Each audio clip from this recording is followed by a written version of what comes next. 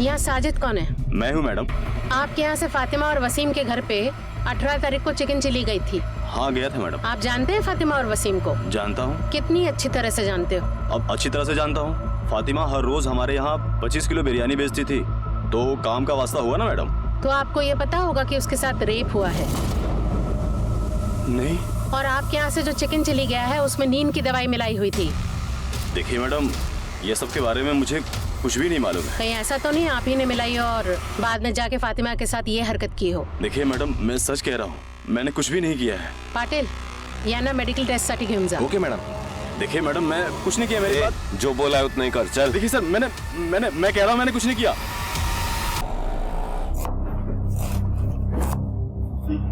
सोया, जल्दी से अपना होमवर्क पूरा करो और सो जाओ। मुझे भी कल होटल में देने वाली बिरयानी की तैयारी करनी है। अस्सलाम वालेकुम अब्बू। वालेकुम सलाम। रख दो उधर।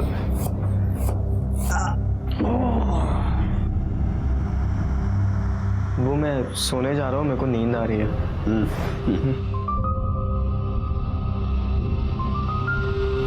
ये लीजिए अब्बू।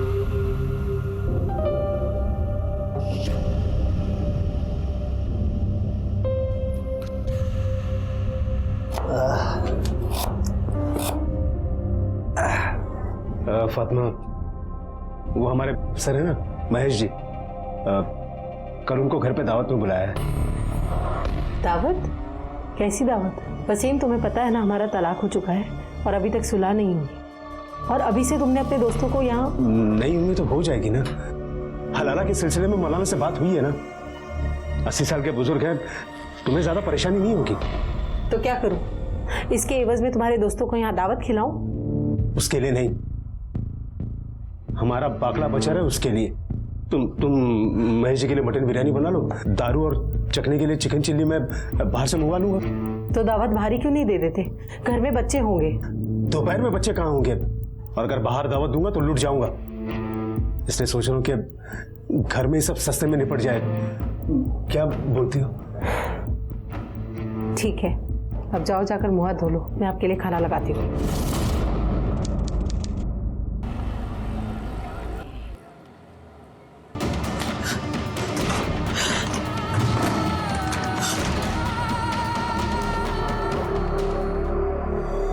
जोया, जोया क्या हुआ बेटा? रो क्यों रही हो? अम्मी पिछले 2-3 घंटे से रोए जा रही है और मैंने पूछा तो कुछ बताती भी नहीं है। फातिमा, फातिमा, क्या हुआ? तुम क्यों रो रहे हो? फातिमा, क्या हुआ? क्या हुआ?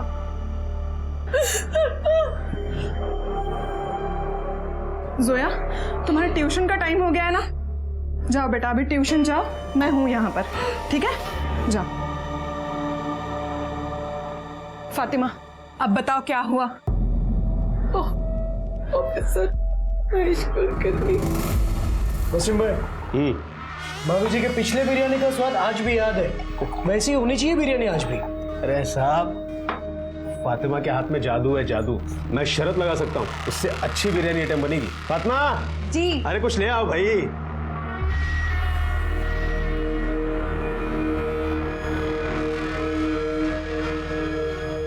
क्या वसीम भाई सब सूखा सूखा ही खिलाओगे? कुछ चिकन मिकन मंगाओ। अरे मंगाया ना सब, बस अभी आ जाएगा थोड़ी देर में। आप शुरू कीजिए।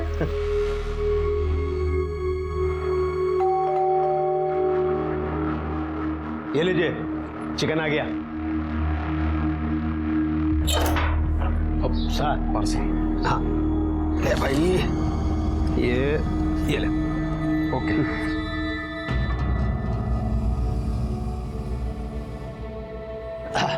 सब बस तैयार करके लेके आया।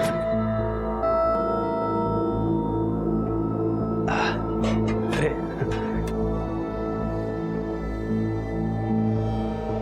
ये है ना, अरे खा लो चुपचाप, देख थोड़ी रहा कोई तरफ है। बस बस बस बस। अच्छा ठीक है, और लगेगा तो ले लेना। हा?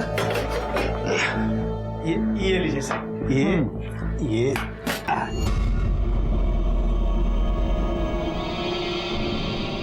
वसीम ने बिना हलाला के मेरे साथ ये गंदी हरकत की। वसीम उठिए। वसीम, हम बात नहीं आएंगे ना अपनी पुरानी हरकतों से। बिना हलाला के आपने मेरे साथ नींद में ये गंदी हरकत। अरे कौन सी हरकत? मैंने क्या किया है?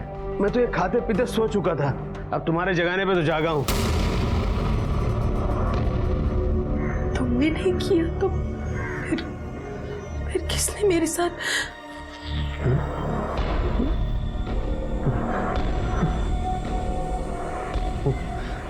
ये हरकत जरूर उस कभी ने महेश की होगी।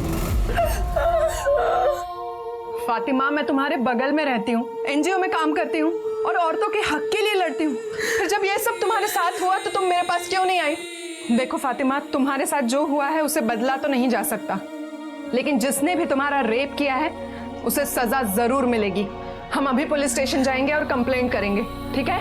चलो मेरे साथ, चलो पुलिस स्टेशन जाएंगे हम। ओ मैडम, महेश को उसके की सजा जरूर मिलेगी, लेकिन अगर पुलिस में कंप्लेंट की ना तो पूरे एरिया में हमारी बदनामी हो जाएगी। और वैसे भी महेश का हम लोग कुछ नहीं बिगाड़ सकते, बहुत बड़ा आदमी है वो, पैसा है, रुतबा है, सब कुछ है। और हम एक गुजारिश करूं आपसे, आपका ये महिला मुक्ति मोर्चा ना हमारे घर से दूर रखिए। जाइए यहाँ से। वसीम भाई, आप मेरी बात को समझ समझ आपकी बात, आप जाइए यहाँ से। नहीं करनी पुलिस कंप्लेंट। नहीं वसीम, मुझे कंप्लेन करनी है।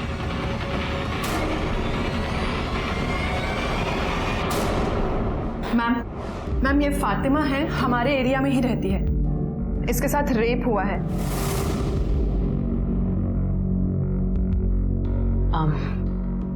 आप जानती हैं उसे? नहीं, मैं नींद में थी, मुझे तो होश भी नहीं था। जब नींद से उठी तो सर भारी भारी लग रहा था। कब हुआ ये और कहाँ? आज दोपहर को मेरे घर पे मेरे शौहर ने एक ऑफिसर को दावत पे बुलाया था। महेश नाम है उनका, महेश कुलकर्णी। दोपहर का खाना खाया,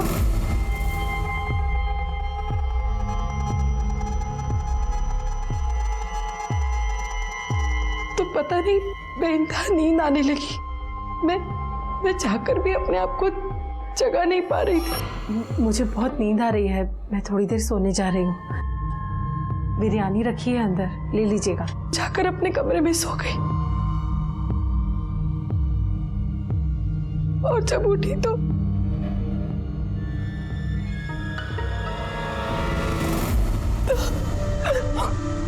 फातिमा, संभालो अपने आप को। फातिमा, ये लो। आपने तो कहा आपके पति उस वक्त आपके साथ थे, तो फिर वो यहाँ कंप्लेंट लिखवाने क्यों नहीं आए? मैडम, हमारा तलाक हो चुका है और वैसे बदनामी के डर से वो कंप्लेंट लिखाने के हक में नहीं है। कमाल है, आपके पति से आपका तलाक हो चुका है, फिर भी उन्होंने एक ऑफिसर को आपके घर पर दावत के लिए बुलाया और आपने उनके लिए खाना भी बनाया। स्ट्रेंज। मैडम, दरअसल आजकल हम लोग साथ ही रहते हैं। तलाक हुआ है पर हलाला की बात चल रही है। वो मुझसे दोबारा निकाह करना चाहते हैं। तो हो सकता है आपके पति ने ही नींद में आपके साथ जबरदस्ती की हो। नहीं मैडम, वो तो खुद बेसुध बेहोश होकर सो रहे थे, मैंने खुद उन्हें उठाया। ये भी तो हो सकता है ना कि ये सब कुछ करने के बाद उसने इनका नाटक किया हो। नहीं, वसीम ऐसा नहीं कर सकते। हलाला की बात निकाह से पहले ये सब करना गुनाह है। मुझे पूरा यकीन है महेश साहब ने मेरे साथ ये गलत हरकत की है। बाड़ी, मेडिकल टेस्ट लगे होंगे। ओके मैडम, चलिए।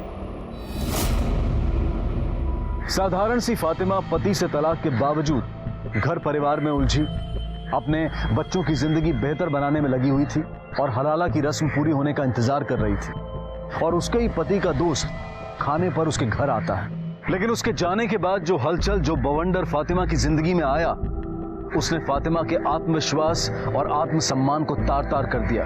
पर बावजूद इसके वो मजबूती से खड़े रहने की कोशिश कर रही थी। फातिमा के साथ बलात्कार हुआ था, ये साबित हुआ, लेकिन बलात्कार करने वाला कौन था इसका जवाब नहीं था। क्या वो महेश था या फिर फातिमा का तलाकशुदा पति वसीम? क्या सच वाकई इतना सही था या फिर इस सच की कोई और डरावनी तस्वीर भी थी?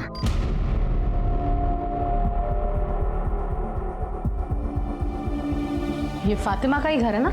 जी अम्मी का ही है। बेटा हम मुआवना करने आए, आप थोड़ा वहां खड़े रहना और किसी भी चीज को हाथ मत लगाना।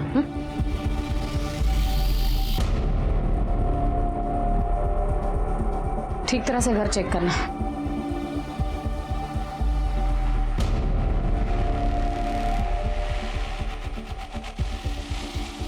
मैडम।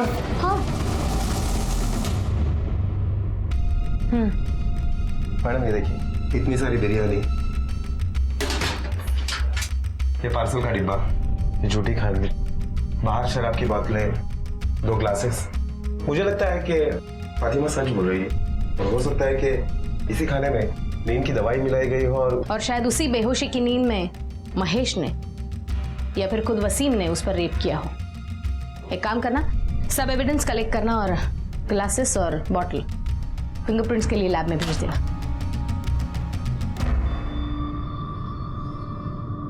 अब्बू नहीं ठीक है, कुछ नहीं। आप फातिमा के पति वसीम हो? हाँ। तो अब तक कहाँ थे? वो अबू को मैं डॉक्टर के यहाँ लेके गया था। इनके पेट में बहुत दर्द हो रहा है और उल्टियाँ बार बार हो रही हैं। डॉक्टर ने बोला है कि फूड पॉइजनिंग हुआ है। अच्छा, बताइए आपके साथ और कौन कौन था यहाँ जिसने ये खाना खाया और शराब पी? वो ऑफिसर है ना महेश, वो थे। दरअसल हमारे पापा जी का ठेला लगता है हमारा, वहाँ हफ्ता वसूली करता है वो।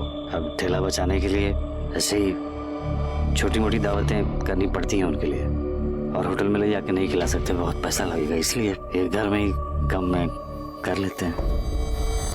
अगर मुझे पहले पता होता कि वो फातिमा के साथ ऐसा कुछ करेगा ना। आपको कैसे पता उसने ऐसा किया? आप भी तो हो सकते हैं। देखिए, मानता हूँ कि फातिमा के साथ मेरा तलाक हो गया है, लेकिन वो मेरी बीवी है, और अगर मैंने किया होता तो मेरे खिलाफ कंप्लेन करती ना। पता चलेगा किसने क्या किया और क्या नहीं। पाटिल, इनका मेडिकल टेस्ट कराओ। साहब, वो महेश साहब का क्या है ना, वो सबको ही दुखी करते हैं, सबसे हफ्ता लेते साहब। पर साहब वसीम भाई भी इतने शाने हैं ना, महेश साहब को 1 रुपया नहीं देते थे, पूरा पैसा दारू में उड़ाते थे। पर महेश भी कम चिंती नहीं था साहब, वो बराबर वसीम के पीछे लगा हुआ था। वसीम को स्टॉल बेचना नहीं था साहब, और वो महेश को पैसा भी नहीं दे पा रहा था। पता नहीं वसीम क्या सोच के बैठा था।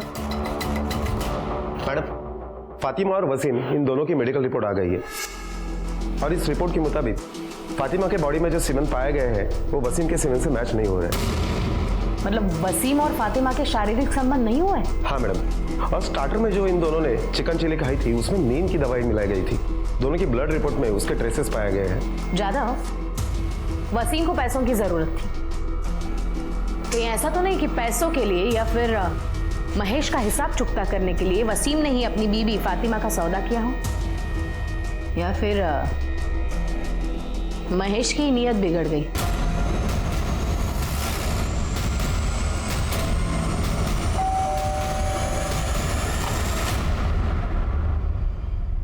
महेश है घर पे?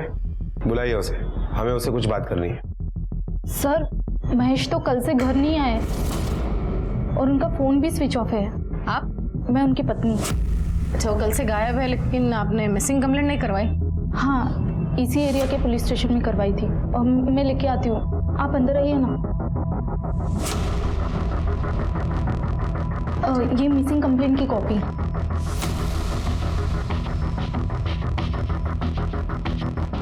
महेश का नंबर दे, और जैसे वो घर पे आता है हमें इन्फॉर्म करना। नंबर है 996711।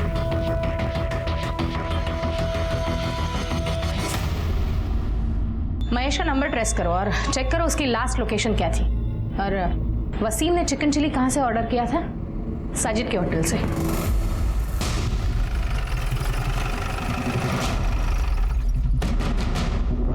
यहाँ साजिद कौन है? मैं हूँ मैडम।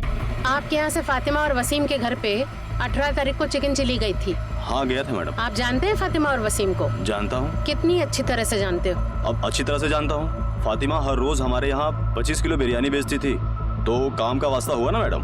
तो आपको ये पता होगा कि उसके साथ रेप हुआ है? नहीं। और आपके यहाँ से जो चिकन चिली गया है उसमें नींद की दवाई मिलाई हुई थी।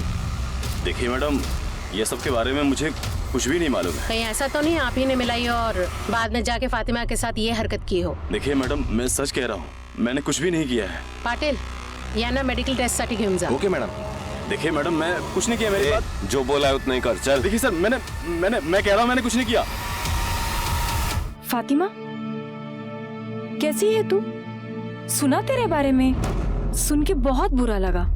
मतलब समझ में नहीं आता कि कोई इतनी उम्र वाली औरत के साथ क्या जाने कैसा आदमी होगा वो, जो कहीं तूने जाने अनजाने में उससे कुछ इशारा नहीं किया ना?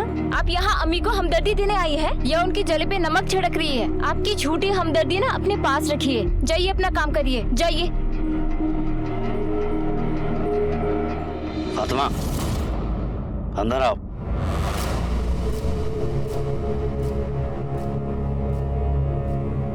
सुन लिया? मिल गया सुकून? अरे ये तो सिर्फ एक औरत थी, बाहर मोहल्ले में निकलोगी ना तो हर तरफ यही बातें हो रही हैं। अरे मैं कह रहा हूँ तुमसे कंप्लेंट वापस ले लो। उस महेश से ना तो अपनी तरफ से निपट लूंगा मैं। वसीम, बात तरीके की या बदला लेने की नहीं है, बात इंसाफ की है और उसके लिए कंप्लेंट करना जरूरी था। इंसाफ क्या इतनी आसानी से मिल जाएगा तुम्हें? रोज पुलिस स्टेशन के चक्कर, कोर्ट कचहरी के चक्कर काटने पड़ेंगे ना, तब पता चलेगा तुम्हें। मैं कह रहा हूँ कंप्लेंट वापस ले लो। नहीं वसीम, मैं कंप्लेंट वापस नहीं लूंगी। फातिमा जी, आप साजिद के रेस्टोरेंट के लिए बिरयानी सप्लाई करती हैं ना? जी। ये साजिद कैसा आदमी है? मतलब आपके साथ जो हुआ है वो कर सकता है? जी। देखिए, उस दिन आपके घर से जो चिकन चिली हमने बरामद की उसमें नींद की गोलियां मिलाई गई थी। आपको क्या लगता है कि ये हरकत साजिद कर सकता है? साहब, उसके पास मेरा बहुत पैसा बकाया है। जब मैंने पैसे मांगे तो उसने कहा कि तुम्हारे शौहर का उधार कौन चुकाएगा, इसलिए सारे पैसे कट गए। इस बात पे मेरा उसके साथ बहुत झगड़ा हुआ था और फिर एक दिन उसने मेरे साथ बदतमीजी करने की कोशिश की। मैम मुझे दे दीजिए, मैं लूं। ए मोइन, तू जा पार्सल लेके, मैं देख लेता हूँ। तू जा।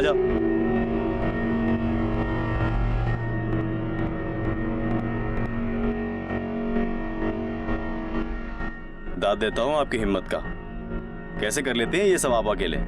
अरे वसीम जैसे शौहर पे तो लानत है, सारा बोझ आपके कंधे पे डाल दिया उसने। देखिए, मुझे आपसे बहुत हमदर्दी है। आप अपने आप को अकेला मत समझिए, मैं हूं आपका अकेलापन दूर करने के लिए। तुम्हें कभी किसी चीज की भी जरूरत पड़े मेरे पास आ जाना, ठीक है? ये पैंतरे ना किसी और पर आजमाना। मुझे जरूरत नहीं है किसी फरिश्ते की। और आज के बाद अगर ऐसी हिमाकत की तो इसी डेगची में डालकर तुम्हारी बिरयानी बना दूंगी, समझे?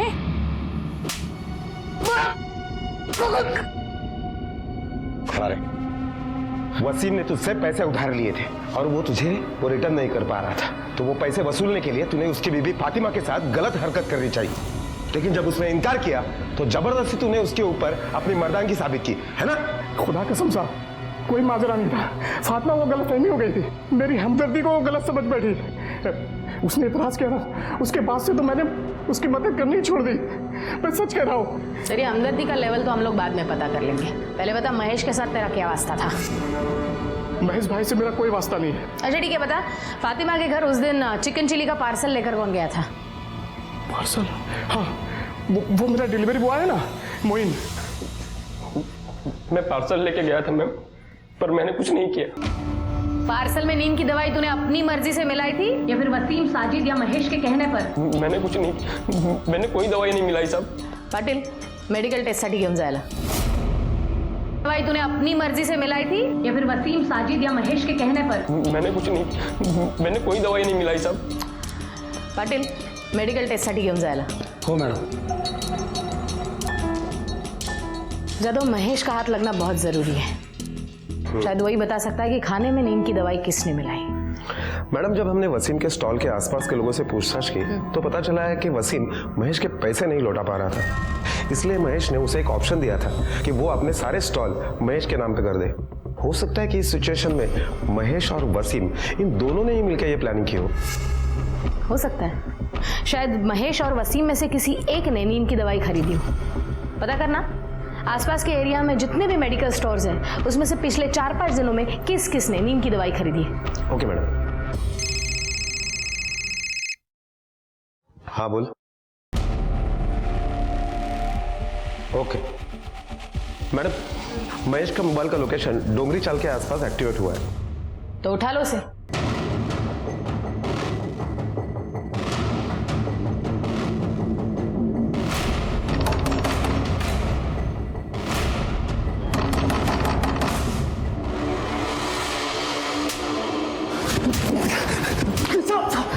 सब बता दो।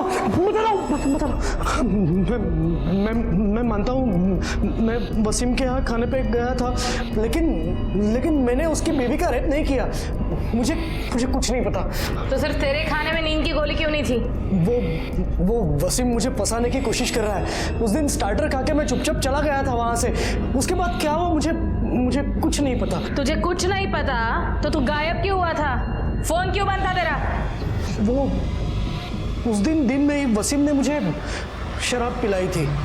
2 पेग होने के बाद ही मेरा सर दर्द करने लगा, इसलिए मैं वहां से मेरे ससुर का डोंगरी में घर है वहां चला गया था। खाली है वो घर और उसकी एक चाबी मेरे पास है। वहीं पे था मैं, चार्जर नहीं था, फोन बंद पड़ा। दूसरे दिन मैं उठा तो मेरा फोन स्विच ऑफ था। नया चार्जर लेके फोन चार्ज किया, तब मुझे घर से ये बात पता चली कि ये सब हुआ है। इसलिए डर के मारे मैंने फोन बंद कर दिया और वही डोंगरी में छुपा रहा। मैंने कुछ नहीं किया। मार्टिन, मेडिकल टेस्ट लगे होंगे। हो मैडम, चल। मैडम, महेश के कॉल रिकॉर्ड के हिसाब से उस दिन वो वसीम के घर पे 2:30 बजे तक था और उसके बाद 5 किलोमीटर दूर वो चाली में था। वो 3 दिन तक वहीं था। कहीं ऐसा तो नहीं कि महेश के जाने के बाद किसी और ने ही ये रेप किया हो सकता है, लेकिन महेश के मेडिकल रिपोर्ट्स आने तक कुछ नहीं कहा जा सकता। अगर महेश का सीमन और फातिमा के बॉडी पे मिला हुआ सीमन मैच होता है और डोर पे महेश के फिंगरप्रिंट्स मिलते तो डेफिनेटली रेप महेश ने किया है। लेकिन ये सब महेश के रिपोर्ट्स आने के बाद, तब तक if and buts, get the reports. Okay ma'am.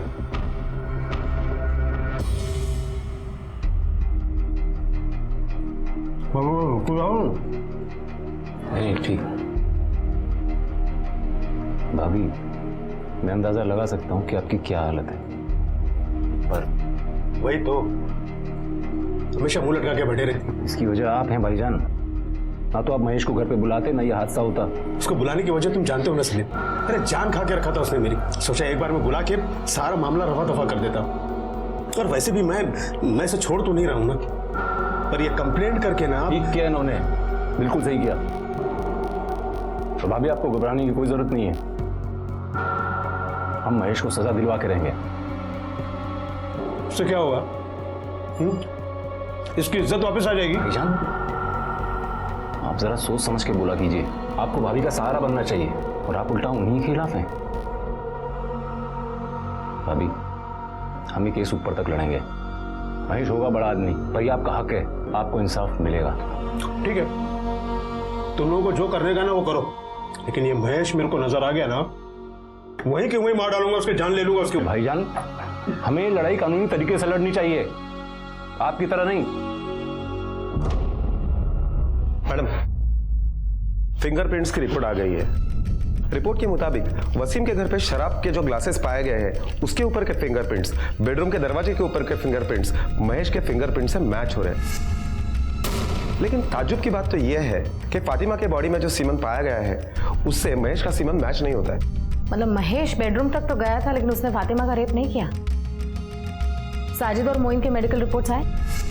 हाँ मैडम, इन दोनों के भी सीमन फातिमा के बॉडी में जो सीमन पाया गया उससे मैच नहीं हो रहा है। साजिद नहीं, मोइन नहीं, महेश नहीं, तो फिर और कौन? मला वाटतं आपण काहीतरी मिस करतोय। फातिमा और वसीम की बैकग्राउंड फिर से चेक करना, छोटी से छोटी डिटेल निकालना, क्विक। 18 तारीख की दोपहर को वसीम के घर पे किसी को आते जाते देखा है? नहीं साहब। ये वसीम आदमी कैसा है? आदमी क्या साहब, बवाल है बवाल। 1 नंबर का दारूबाज और जुआर आदमी है साहब। पता नहीं कितने लोगों का कर्जा सर पे लेके घूमता है। मुझे तो लगता है साहब कि उसने खुद ही अपनी बीबी का सौदा किसी के साथ किया हो। वसीम ऐसे कर सकता है? साहब, जुए की लत आदमी से कुछ भी करवा सकती है। कल मैं 1 मिनट के लिए बाहर आई थी, तब मैंने देखा था खाने का पार्सल लेके एक आदमी दरवाजे पे खड़ा था। वसीम के पास पैसे तो नहीं होते थे, फिर वो जुआ कैसे खेलता था? सब उसका भाई वो सलीम है ना, वो उसे पैसे देता है। वसीम जितना नालायक है ना, उतना उसका भाई सलीम सलीकेदार है। वो सलीम ही है, वरना वसीम अपना स्टॉल कब का बेच चुका होता। तुम्हें क्या लगता है कि जुए की लत के लिए वसीम अपनी बीवी का सौदा कर सकता है? नहीं साहब, मेरा भाई दारूबाज हो, जुआरी हो, जो भी हो, लेकिन वैसी गिरी हुई हरकत कभी नहीं कर सकता। इतने दिन हो गए लेकिन पुलिस मुजरिम को नहीं पकड़ पाए।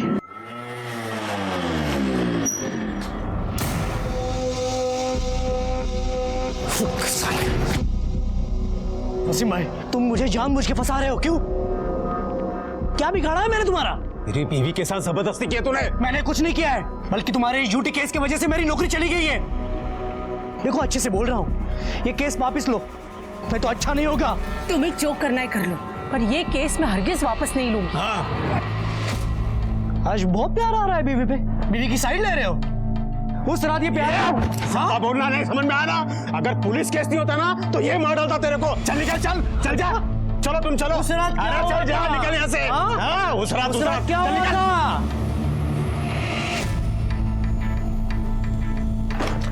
वसीम, वो किस रात के बारे में बात कर रहा था? क्या बात कर रहा था वो? तुम अब भी उसी बात पर क्यों? उसे उसके की सजा मिलने वाली है, इसलिए पागल हो गया है वो, कुछ भी बकवास कर रहा है। नहीं वसीम, कुछ बात तो है। कुछ दिनों पहले तक तुम हलाला करने के लिए मेरी जान के पीछे पड़े थे, और जब से यह हादसा हुआ है तब से तुम हलाला का जिक्र तक नहीं करते। तुम मुझसे निकाह करना चाहते हो ना? तुमसे निकाह कौन करेगा अभी, वो भी ये हादसा होने के बाद? क्यों? हलाला चल सकता है तो हादसा क्यों नहीं? बिल्कुल नहीं चल सकता, क्योंकि वो एक रस्म है और ये एक बदनुमा धब्बा। कितने दोगले इंसान हो तुम। मैं क्या तुम? मुझे तो लगता है ये तुम्हारी ही साजिश है। निकाह करने की बहुत जल्दी थी ना तुम्हें, इसलिए तुमने ये सारा तमाशा किया है। वसीम, मेरे बारे में ऐसी सोच रखते हो? इतनी बेगैरत हूं मैं? तुम क्या हो, कैसी हो, ये आज मुझे पता चला। बात करते। बदनामी लोगों की नजरों में सवाल फातिमा को भेद रहे थे। दूसरी तरफ वो मानो हताश होने लगी थी कि उसे इंसाफ मिलेगा भी या नहीं। तीसरा झटका वसीम का व्यवहार। वो उस घिनौने जुर्म की जिम्मेदारी उसी के सर पर डालना चाहता था। वसीम को लेकर फातिमा पहले से ही असहज थी और महेश की उस रात वाली बात उसके दिलो दिमाग में घर कर गई थी। अब उसका असहज होना आशंका में बदल गया था, लेकिन अब तक हासिल कुछ नहीं था सिवाय दर्द और बदनामी के। पुलिस पूरी कोशिश कर रही थी, कई सस्पेक्ट थे, लेकिन अभी साबित होना बाकी था कि कौन असली गुनहगार था और किसने फातिमा के साथ बलात्कार किया था। एक तो आप मुजरिम का पता नहीं लगा पा रहे हैं, ऊपर से इसे बार बार पुलिस स्टेशन बुलाकर परेशान कर रहे हैं। आखिर चल क्या रहा है? मैडम आप प्लीज शांत हो जाइए, हम हमारी तरफ से पूरी कोशिश कर रहे हैं और हमें इनसे बात करने दीजिए। फातिमा जी आप बैठ जाइए प्लीज। वसीम को जुए की लत थी और उसकी वजह से आप दोनों में झगड़े भी होते थे, क्या ये सच है? जी, जुए की वजह से सब बर्बाद कर दिया था उसने। और एक दिन तो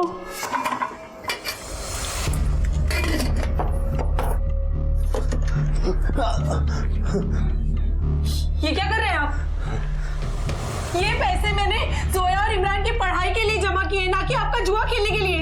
दीजिए मुझे, दीजिए पैसे दीजिए। रुकिए, पैसे दीजिए मुझे। छोड़ बोला ना, दीजिए पैसे दीजिए। मैं मर के पैसे जमा कर रही हूँ और आप निकलिए मेरे घर से, निकलिए। ये तहजीब सलीका सब भूल गई है क्या?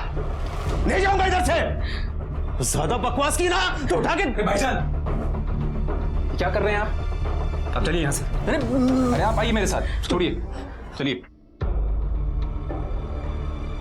इमरान तू उनके साथ मत जा, वो तेरी जिंदगी भी अपनी तरह बर्बाद कर देंगे। इमरान मेरी बात सुन इमरान। और उसके बाद वसीम ने मुझे तलाक दे दिया। तो वो घर वापस कैसे आया? वो फौरन वापस नहीं आया था। जब उसे पैसे की किल्लत होने लगी तब उसे मेरी याद आई। औलाद का वास्ता देकर मजबूर किया मिन्नती की, माफी मांगी, साथ रहने की जिद करने लगा, पर मैं उसमें भी राजी नहीं हुई। और एक दिन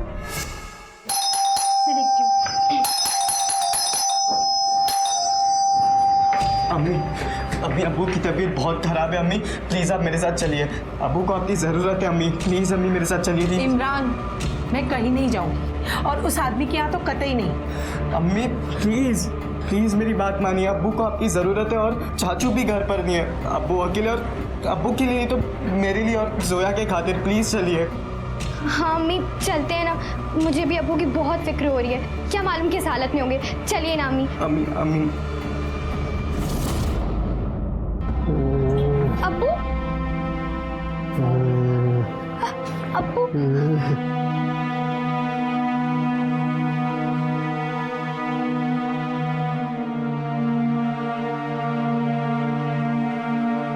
इमरान, ठंडा पानी और कपड़ा लेकर आ।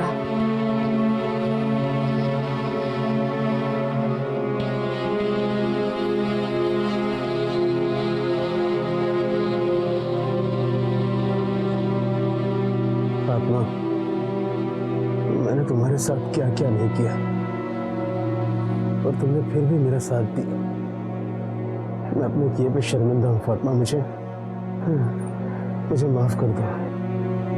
वसीम, अब कुछ नहीं हो सकता। हो सकता है फातिमा।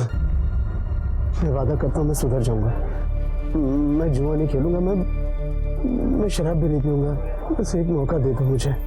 मैं जानती थी उनकी जुआ खेलने की लत कभी नहीं जाएगी, वो कभी नहीं सुधरेंगे, इसीलिए मैं उनसे सुलह नहीं कर रही थी। पर एक दिन मुझे महसूस हुआ कि मुझे शौहर की ज़रूरत हो ना हो, जोया को बाप की ज़रूरत है। उसके बाद मैंने फैसला किया कि मैं अपने लिए नहीं पर अपनी औलाद के लिए वसीम को एक मौका ज़रूर दूंगी। इसीलिए पिछले 6 महीने से हम साथ रह रहे हैं और वसीम में तब्दीली आई भी। उसकी जुए की लत छूटने लगी, एक जिम्मेदार शौहर और बाप होने की कवायद करने लगा। पर फिर एक दिन ये मनहूस दिन आ गया जिस दिन मेरे साथ पर कुछ दिनों से उसका बर्ताव बहुत अलग है। पहले तो वो हमेशा निकाह और हलाला की बात करता था, लेकिन आजकल नजरअंदाज करता है। शायद महेश ने मेरे साथ ऐसा किया इसलिए। महेश ने आपके साथ कुछ नहीं किया, सबूत है हमारे पास। फिलहाल आप जा सकती है, केस में कुछ डेवलपमेंट हुआ तो definitely I will get back to you. चलो फातिमा, फातिमा चलो।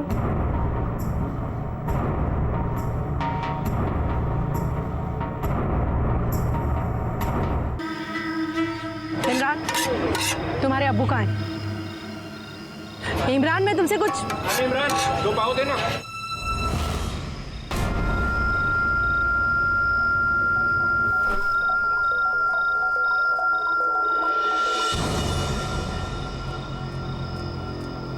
वसीम, पुलिस ने मुझे बताया कि महेश बेकसूर है, उसने कुछ नहीं किया, असली मुजरिम कोई और है। महेश ने ये तो फिर दूसरा कौन हो सकता है? ये तो तुम ज्यादा अच्छे से जानते होंगे ना, क्योंकि चिकन चिली तुमने मंगवाया था और उसमें नींद की दवाई थी। तुम कहना क्या चाहती हो? यही कि कहीं ये सब तुम्हारे इशारे पर तो नहीं हुआ। क्या पक रही हो तुम? वक्त नहीं रही हूँ वसीम, तलाक के बाद भी तुमने 2 बार मेरे साथ जबरदस्ती की, तब मैं कुछ नहीं बोली, लेकिन अब बर्दाश्त नहीं करूंगी। अगर इस सब में तुम्हारा हाथ हुआ ना तो मैं तुम्हें छोड़ूंगी नहीं।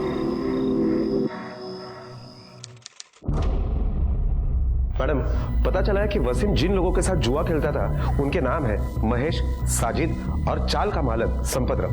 मैडम, और एक बात पता चली है, ये वसीम जिस एरिया में रहता है उसी एरिया में एक जावेद नाम का चरसी आदमी रहता है। ये सब लोग मिलकर उसके घर पर ही जुआ खेलते हैं। मैडम, मोहिना और साजिद के मोबाइल लोकेशन आ गए।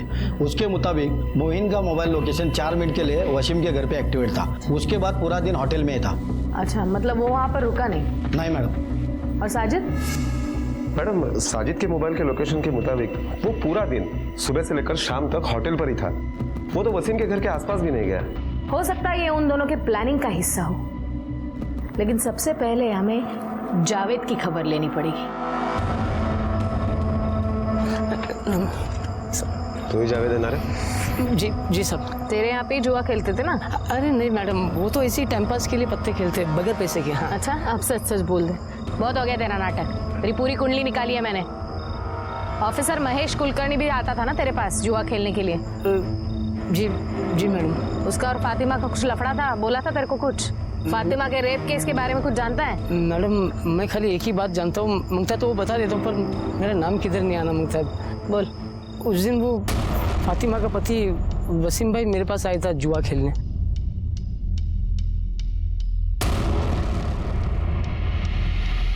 सलीम? सलीम भी जुआ खेलता है? जी। वसीम जुआ खेलता है? हाँ साहब। और तुम? मुझे ये सब पसंद नहीं है, इसलिए कभी नहीं खेलता। सलीम ने हमें झूठ क्यों बताया कि वो जुआ नहीं खेलता? और कौन कौन था? और हमारे वो चाल का मालिक संपत राव भी था। ये लो लाओ इधर, आज अपन का दिन है भाई लोग, संभल के। ये लो, आज सबको कंगाल करके छोड़ूंगा मैं। पहले चाल चल वसीम, देखते हैं आज कौन किसको कंगाल करता है। ये ले, सबसे बड़ा दाव, अहमद।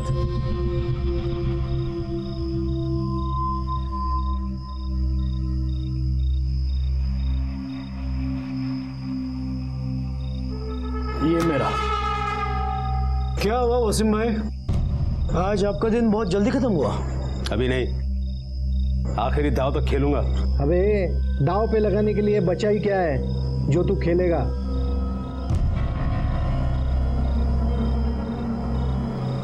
अरे निकलेगा भी, देख कैसे।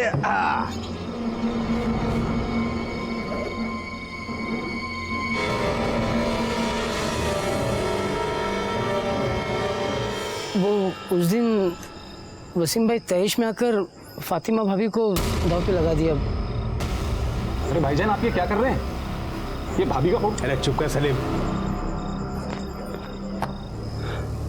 अगर मैं जीता तो सारा माल मेरा, और अगर तुम में से कोई भी जीता तो मेरी बीवी के साथ एक रात। कौन जीता था? वो हमारे चाल का मालिक संपत राव।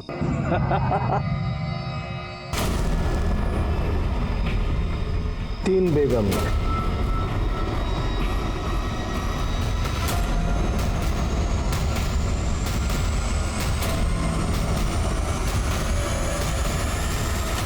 कब की बात है?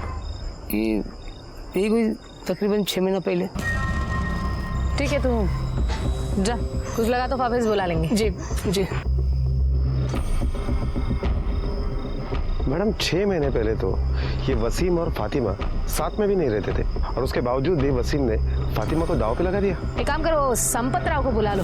वसीम ने जुए में फातिमा को दाव पर लगाया था और वो बाजी तू जीता था। बोल इसके बाद क्या हुआ? बक। मैंने और वसीम ने एक प्लान बनाया था। बोल, कब आऊं फातिमा के साथ रात गुजारने? संपत भाव, थोड़ा टाइम लगेगा। तो क्या है ना, पहले फातिमा का भरोसा जीतना पड़ेगा मुझे, वरना तुम्हें तो क्या, मुझे भी घुसने नहीं देगी वो। औरत को मजाक समझ कर रखा है? हाँ, मजाक समझ कर रखा है औरत को? नहीं मैडम, मतलब हमने दारू पी और दारू पी के ये सब किया। ये बलात्कार का प्लान बनाया? बलात्कार का कब बनाया? कैसे बनाया? और कितना बेवकूफ बनाएगा तू? 6 महीने हो गए जुए में जीते, घर कब बुलाएगा? एक काम कर, कल दोपहर को आ जा। पक्का? फातिमा कोई नाटक तो नहीं करेगी ना? तो मेडिकल वाला वो मेरा दोस्त है, उससे दवा लेके साजिद की दुकान पे भेज दूंगा। वो चिकन चिल्ली में मिला के घर भेज देगा, मैं उसको खिला दूंगा। उसके बाद अगले दिन मैं वसीम के उधर गया था, लेकिन घर के अंदर नहीं गया। क्यों नहीं गया? क्योंकि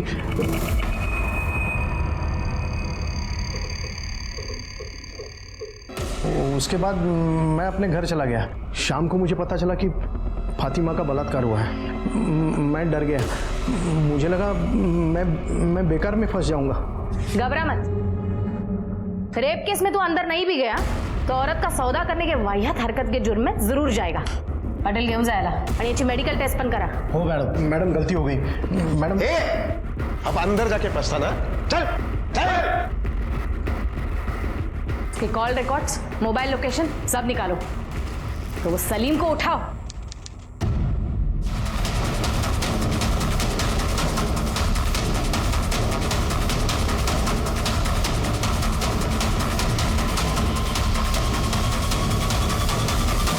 कहाँ भाग रहा था? मैं भाग नहीं रहा था मैडम, मैं तो कुछ जरूरी काम से जा रहा था. अच्छा, अब कहीं जाने की जरूरत नहीं है तुझे. तेरे खिलाफ सबूत है हमारे पास. संपत राव ने सब बता दिया है. उस दिन दोपहर को तू फातिमा के घर पर गया था और 5 मिनट से ज्यादा टाइम रुका था. एक बार तेरे रिपोर्ट सारे दे, तेरे दूध का दूध पानी का पानी हो जाएगा. कहीं जाने की जरूरत नहीं पड़ेगी. सीधा अंदर बोल. सीधे से बताएगा कि फटके दो. नहीं बता रहा हूँ, बस करो, बता रहा हूँ मैडम, मैं सब बताता हूँ. बोल. सब बताता हूँ. फातिमा के साथ मैंने बलात्कार किया था, पर मैडम मेरी नीयत खराब नहीं थी. मैं फातिमा से बहुत मोहब्बत करता था, पर वो वसीम की बीवी बन गई. वसीम भाई तो उसके काबिल कभी था ही नहीं. प्लानिंग कब किया था रेप का? वो जब मैंने संपत राव और वसीम भाई की बात सुनी थी. क्या रे वसीम, और कितना बेवकूफ बनाएगा तू? हाँ, 6 महीने हो गए जुए में जीते. घर कब बुलाएगा? एक काम कर, तू कल दोपहर को आ जा. उनकी बात सुनने के बाद मेरे को लगा कि एक बारी के लिए फातिमा को हासिल कर सकता हूँ. वसीम भाई और फातिमा का तलाक होने के बाद मैंने उसके करीब जाने की कोशिश की थी, पर मैं कामयाब नहीं हुआ. जिस दिन संपत राव फातिमा के घर जाने वाला था, उस दिन मैं पहले से ही घर पे नजर गड़ाए बैठा था. और जैसे ही महेश घर से बाहर निकला तो संपत राव के आने से पहले मैं घर में घुस गया. जैसे ही मैं घर में घुसा, मैंने देखा फातिमा अपने कमरे में नशे में सोई थी. मैंने उस मौके का फायदा उठाया और उसके साथ सोया.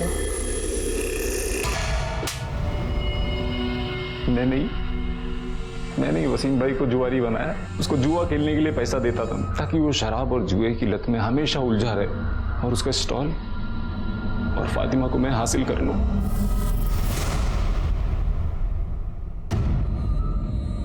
फातिमा, आपके साथ जो कुछ हुआ उसकी प्लानिंग आपके पति ने और संपत राव ने मिलकर की. आपके पति जुए में संपत राव से आपको एक रात के लिए हारे थे.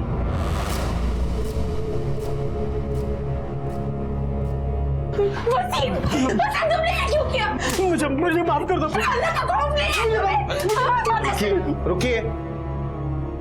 असली गुनहगार कोई और नहीं, सलीम है. यह हरकत आपके साथ उसी ने की है.